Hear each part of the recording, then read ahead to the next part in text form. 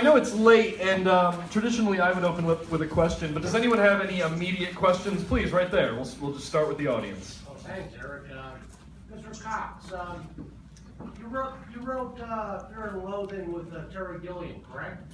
I wrote the screen. I was originally the director of Fear and Loathing in Las Vegas, and I cast Johnny Depp and Benicio del Toro in it, and I wrote the screenplay with my wife, Todd Davies. Oh.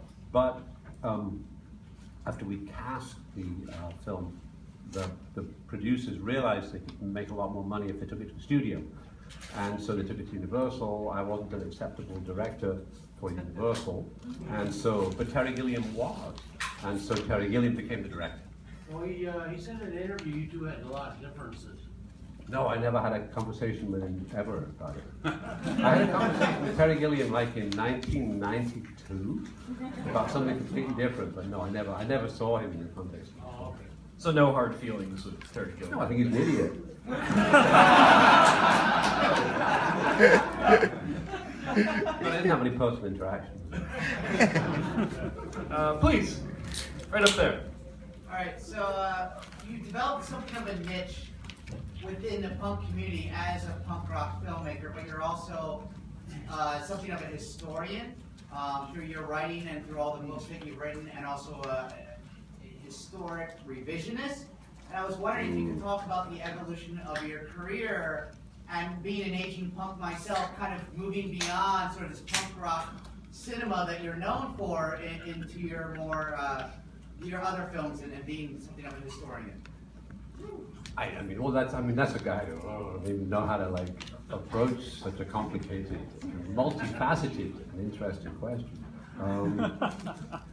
I feel a bit about the punk thing, a little bit like, I mean, it's not like them the Beatles or anything, but I mean, if you would imagine if you were the Beatles, you know, and you went to some town where you'd never been before, and all they wanted you to do was play "Love Me Do," you know, over and over again, you know, and maybe help, you know, and you can, and at a certain point you go, well, actually, you know, I've done this White album that I'm quite proud of, and this thing called Sgt. Pepper that I also think is kind of good, you know, and so it's so in a funny way, it's kind of it's both a blessing and a curse. It's great that people love Repoman and love Sid and Nancy because it reminds them of their wayward punk rock days, you know, but that's such a long time ago, and times change and things move on, and the struggle continues, you know, and so I don't think so much about punk rock anymore. I think it's more of a nostalgia, even though the issues that punk rock was dealing with and the social wrongs and inadequacies and wickedness are still with us, if not worse. But I think we have to find new ways to deal with that. Do you still listen to the music at all? Sometimes, yeah. I mean, I have a pathetically small little kind of collection of music on a USB that I play in the car, and luckily though, I did a film with a band called Chumbawamba. You probably know them. Yeah, and so I have like the complete works of Chumbawamba. Which are enormous. You know, I mean, there's like 1,000 songs or something. So that keeps me going. Are you still in touch with any of those people, like Shane MacGowan or anyone like that? I saw Shane MacGowan a few years ago when he was in Los Angeles, but I'm not in touch with him anymore. I'm still in touch with some of the Chumbawamba people, especially Dan But No Bacon, who lives who married, like me, an English guy from the north of England, married an American woman, ended up living in the Pacific Northwest, even though that marriage has gone sour, but they've got 2 kids and he's still there. So I'm pretty close to Danbury. And really the other person that I've maintained a relationship with over the years in terms of music and doing music for films is Iggy, which is amazing, you know, if you think about Iggy Pop, I mean, you can't do better than Iggy, you know, and to still have a relationship with him and to be able to ask him to write a song for free for this student film that I was making, Bill the Galactic Hero, I mean, it's incredible. So yeah, so I'm still in touch with some of those old timers. Anyone else? So yeah, sorry, right there in the back. So I remember in the special features of Repoman, there's a scene of you going to the guy who actually invented the neutron The bomb. real inventor of the neutron bomb, yeah. And asking him a whole bunch of questions and sort of gotcha-ing him with the deleted sex scene from Repoman. And, you know, obviously it's very edited together, but how did that end? Because we just sort of see his horrified reaction. Is it just a weird handshake, or does he finally have enough? No. I mean, this was a guy called Sam Cohen who, in the 1980s, was known as the father of the neutron bomb because he'd invented this amazingly useful bomb that would like kill people but leave buildings and infrastructure intact, and for which he received a medal from the Pope. I've seen the medal, and I asked him to leave it to me in his will, but he left it to his daughter instead. And yes, that was just, it just came about that I'd made the film Repoman, and one evening I was sitting in our office in Venice, California, and the phone rang, and it was this guy, Sam Cohen, who was a little bit crazy, like calling at random just to see if he could talk to the people that made Repoman, because he was, God damn it, he was the inventor of the neutron bomb. And so I knew that guy, and I went, and I would have lunch with him and talk to him about nuclear weapons policy, and it was an interesting. I mean, he was. You imagine the kind of the mindset of people that design weapon systems like that. You know, I mean, it was quite crazy, but and quite in denial. But it was interesting to meet someone from that world. Yeah. How you doing? Could you speak a little bit about, I mean, I love it as a film, Repoman specifically. I also love the script. Could you talk a little bit about just the writing of the script? The script was based on my riding around in the car with a neighbor of mine in Venice, California, a guy called Mark Lewis, who really was a car repossessor. And so I became his, in order to get information for what I thought would be an interesting screenplay, I became like his apprentice, and I drove around with him, like Otto does in the film with Bud. And a lot of the dialogue that Harry Dean's character says in the film is stuff that Mark Lewis said to me. You know, we'd be driving along Skid Row in Los Angeles, and he'd go, "Look at all those guys out there. You know, they all owe money. I know. If only there was some way of finding out how much money they owe and making them pay."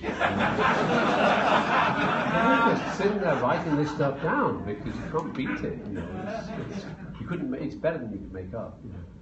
And then he introduced me to other people in the business, and they told me stories as well.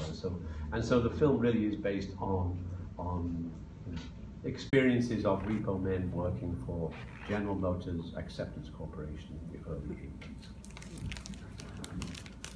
Any others? Please. I was just wondering, because back in the 80s you had your circle of like recurring actors.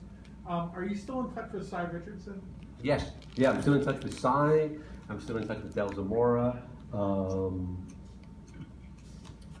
I forget why. I had some interaction with Cy quite recently. I think he wanted to put me in touch with somebody else that he knows.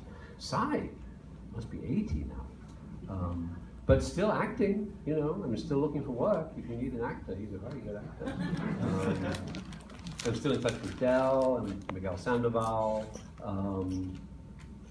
Yeah, with some of those guys, I'm still still talk to them.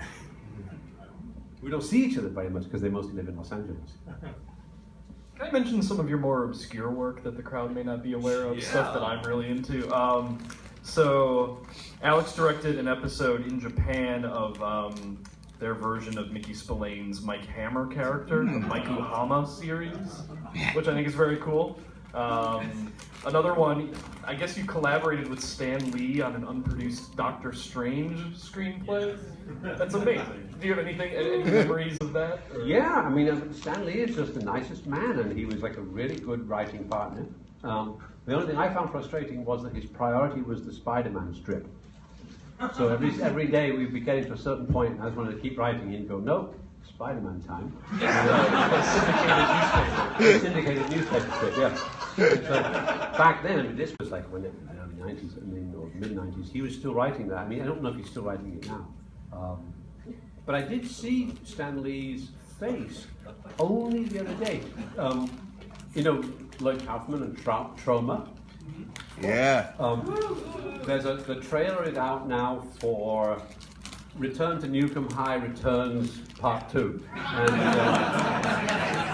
And in the middle of this, just what you'd expect, out of nowhere comes Stan Lee sitting at his desk and he exclaims, "Excelsior!" So I think that's good. I think if Stan Lee and Lloyd Kaufman and I are all hoeing the same road, then that's probably good. I actually screened part 1 of that here. I thought it was great. Okay, good. Makes one of us. Anyone else? Right in the front. Thank you for coming out to Philadelphia. I really enjoy the movie Straight to Hell. I was wondering where the coffee fixation came from. Oh, well, you know what it was? We were thinking originally, when I was writing the script, I wrote the script very quickly, and originally we thought, these guys are supposed to be the bad guys out there in the desert, engaged in all kinds of illegal activities. So what are they doing? Drug dealers, obviously they're trying to be drug dealers. And we thought, that is so boring. And this was like 1985, it was boring then, and so well, what else could they be, And we were sitting there like totally kind of wired on this coffee that we were drinking at 6 in the morning. We had to write the script in only a few days. And all of a sudden it occurred to us like, they're coffee addicts. And so they don't bring in bales of Coke or anything like that. They steal espresso machines.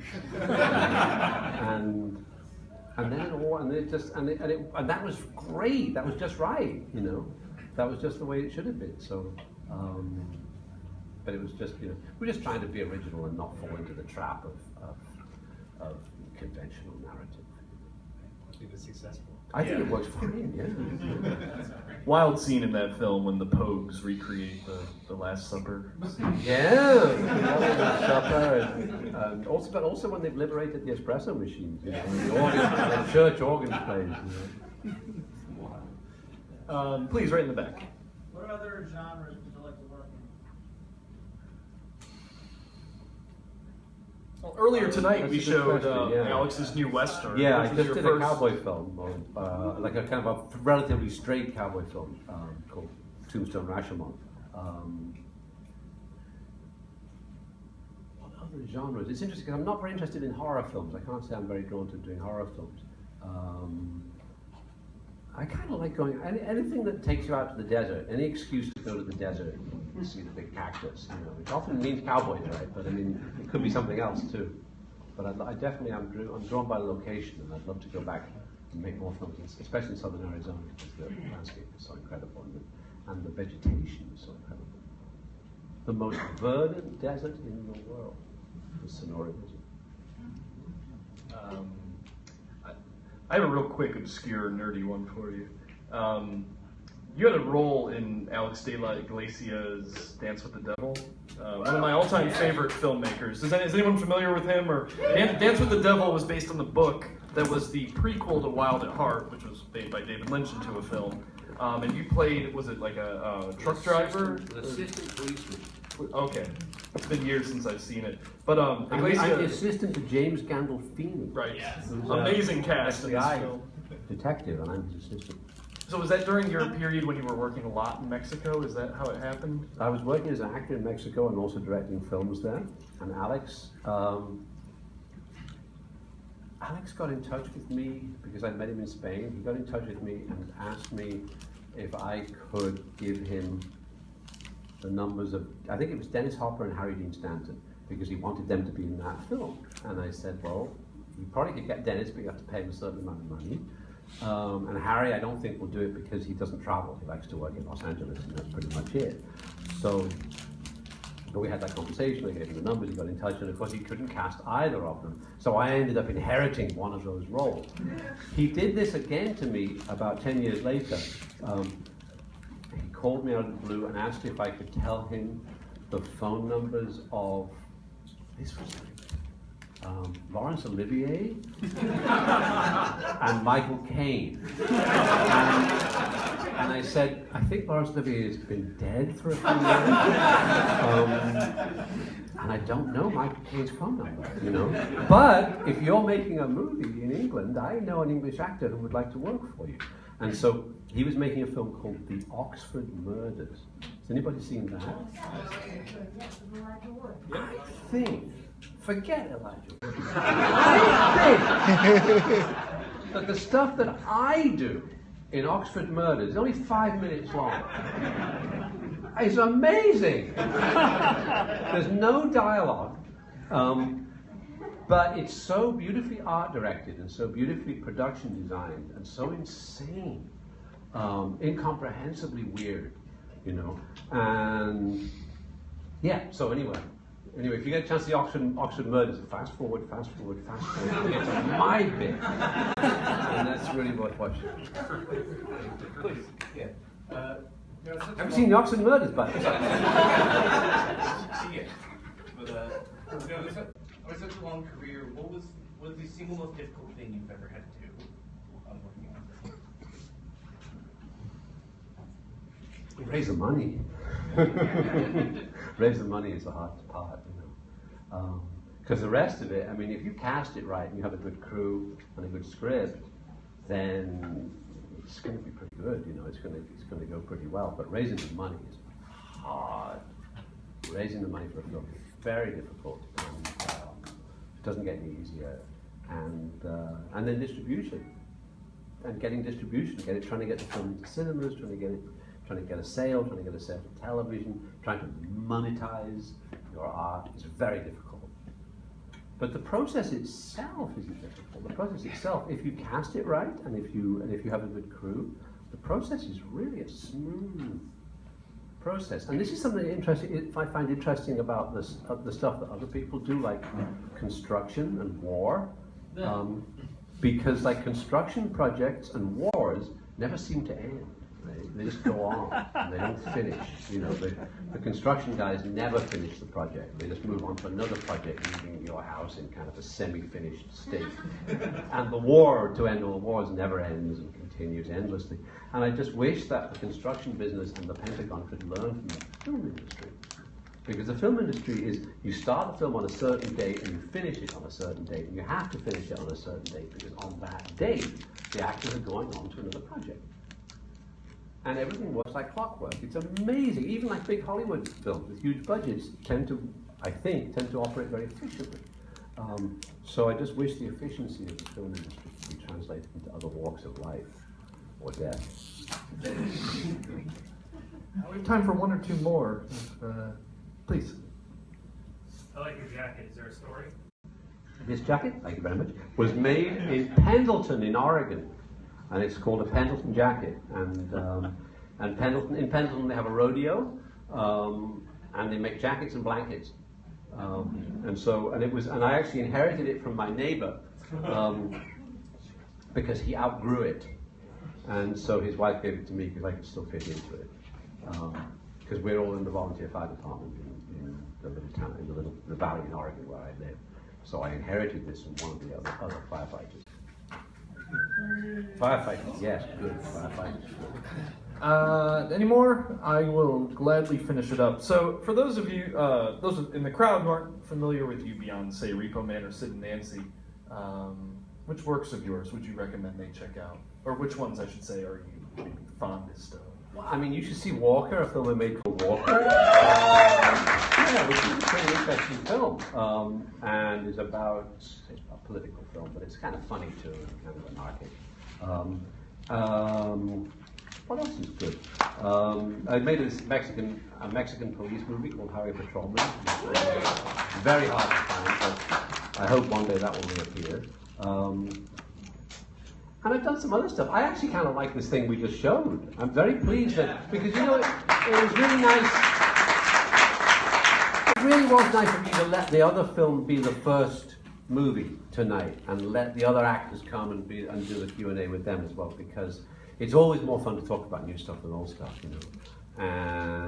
And interestingly now, because of the thing at CU and because of the thing at the University of Arizona, I find now, like now I'm working with a whole bunch of people who are like really young, like, or seem really young, like 20, you know, and And it's great. And so I want to say thank you to you for screening Tombstone Rashomons. Thank you very much.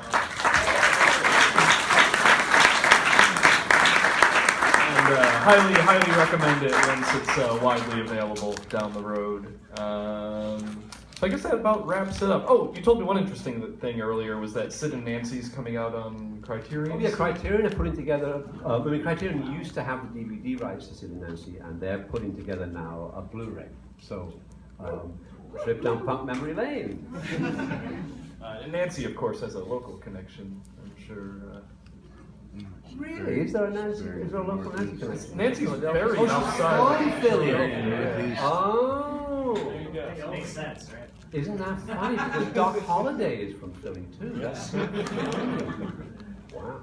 Awesome. This was meant to be. Yes. So look for Sid and Nancy. Please seek out his later work, especially if you enjoy Repo-Man. I think there's common threads that go through all of your work that people will find worthwhile.